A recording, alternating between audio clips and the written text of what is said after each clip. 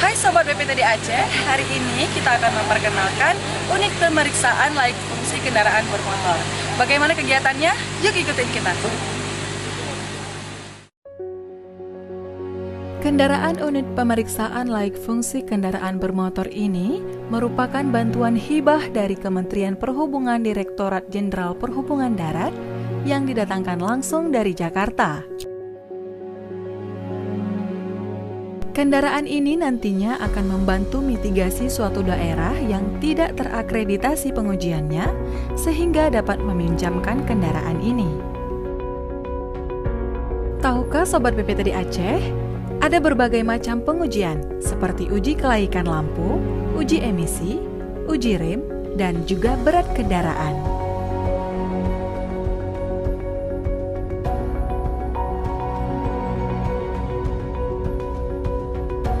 Pada tahap awal proses, kendaraan akan dilakukan pemeriksaan uji emisi menggunakan alat uji emisi gas buang. Tujuannya untuk melihat batas gas buang sesuai dengan Kementerian Lingkungan Hidup. Kemudian dilanjutkan dengan pengujian headlight tester.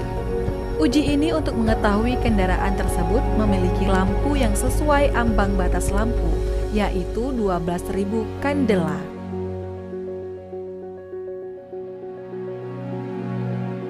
Selanjutnya dilakukan pengujian rem.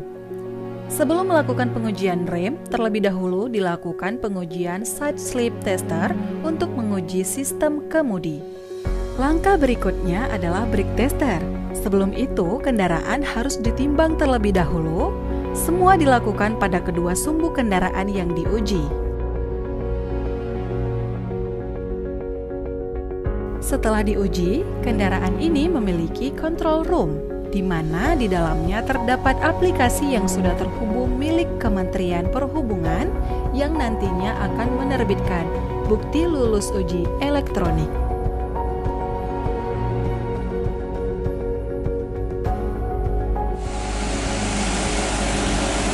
Nah, Sobat BPTD Aceh, sudah kita saksikan kegiatannya. Yuk kita uji kendaraan bermotor kita.